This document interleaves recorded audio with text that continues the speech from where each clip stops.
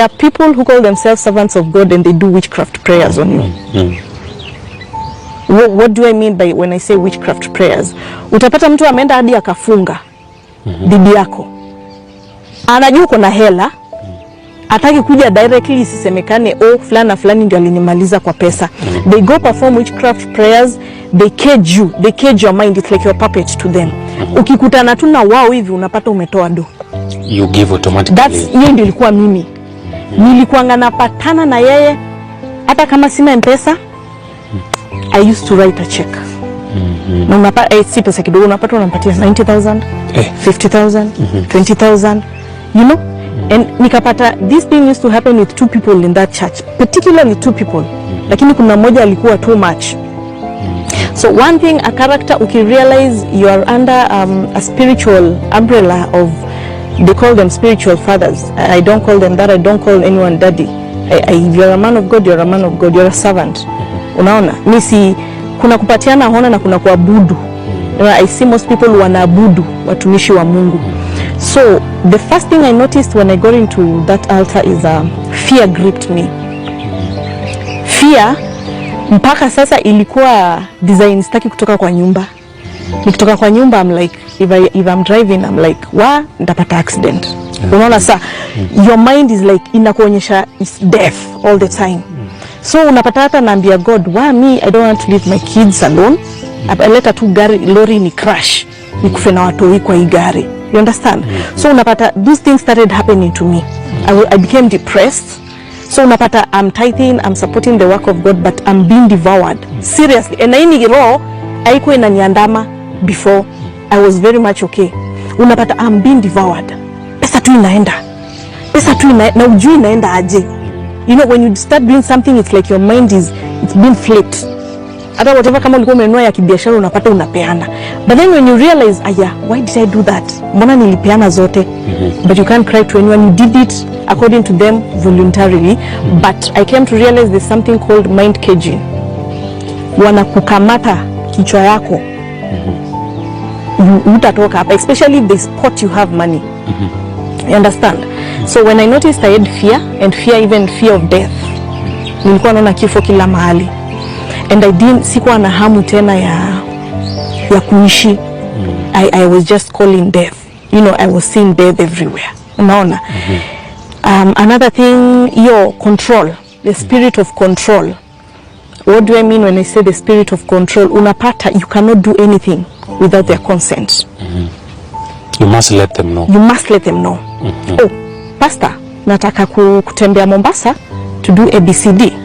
I remember there was this one time when I had started noticing there's something wrong. I went to Mombasa to pick something. I went to Mombasa to pick a car. So sikusema. And napo ndipo nilianza, afterwards ndio nilianza kujiuliza what's going on. Hata kama mtu mwenye mpumbavu utajiuliza.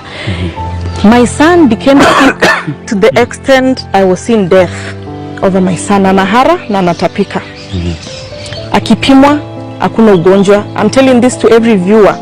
Ukienda hospitali na unaona mtu ni mgonjwa ama uko mgonjwa, lakini madaktari wanasema wamepima all possible symptoms they have relating to some diseases. Hawapati kitu, it's a spiritual attack. Because it's spiritual.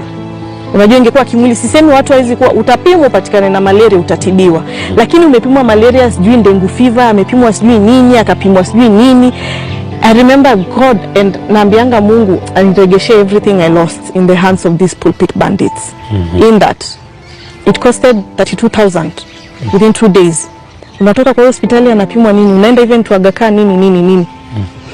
But you know the funny thing, when I contacted this particular person, my son is sick, we prayed. It's so funny, alipona. Aliomba tunakapona. Alipona. At that moment I'm like, okay Angie, I think you're the one who's thinking you're crazy. But na akaniza, kwa nini ulienda bila kuniambia? Unaona, vitu kama hizi zinafanyika kwa sababu unaenda bila kusema. So it's like he's now a central power. You know, they do stuff to win you. Like ukue bado glued pale. Ukiwa mgonjwa atakuombea, hata shetani anaponya. shetani anafanya miujiza. So when someone prays for you and you get healed, it doesn't mean it's the spirit of God. That's why the Bible tells us, test every spirit. Shetani pia akona watu wake, and the Bible says they also turn themselves as workers of apostles, servants of righteousness. But they are wolves. Unaona, they are workers of iniquity. So mimi vitu zingine kama hizi sikuwa najua. So ilifika mahali sasa, now my spirit was really troubled. Ni kama God alikuwa anaona place naelekea, if I go back to the world, sitataka kusikia anything to do with Christianity ama kuokoka. Kwa hivyo nilianza withdraw from this particular person. Na nika notice ile spirit ya hakuwa anataka mtu yote ani surround. Nika notice hivyo. Anataka mimi nikuwe na yeye hapa bumper to bumper. Akiona mtu mwingine ati wanashiriki is a servant of God ako karibu na mimi, ilikuwa inamkwaza. I could see hata kwa sura yake, you could see how pissed off he was. And in fact alikuanga anakuja hata kwangu kuharibia jina, anasema fulani na fulani, stay away from him, he has the spirit of fornication, he's not stable in world, he's going to defile you. Unaona, urushiwa hiyo mbegu ya chuki. Definitely you are going to stay away from this. So alikuwa anatumia hiyo tactic sana. So every time this person would come close to me, I will remember what I was told. So ulikuwa unapata I'm alone, unapata hata nikipitia nini siwezi ambia mtu yote isipokuwa yeye. So when I realized something was wrong, now I chose someone I felt I could vent to, and he noticed. I no longer speak to him, I no longer tell him my stuff, I no longer tell him anything. Mark you, when I got broke, I was a laughing stock. You understand? When I got broke, I was a laughing stock, and they were like, she's now broke because she didn't listen to me.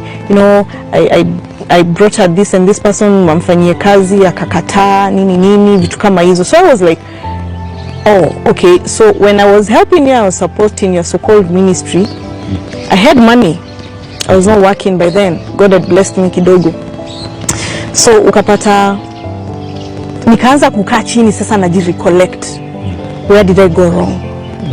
You know, within 2 months, your account was dancing several zeros, and within 2 years, uko na madeni and your account is zero. Nikaanza kujiuliza, kwani ni Mungu gani nina serve? You know, which God is this that I'm serving? So I started sharing my what I was going through now deeper, and what I felt was happening to me with a certain man of God.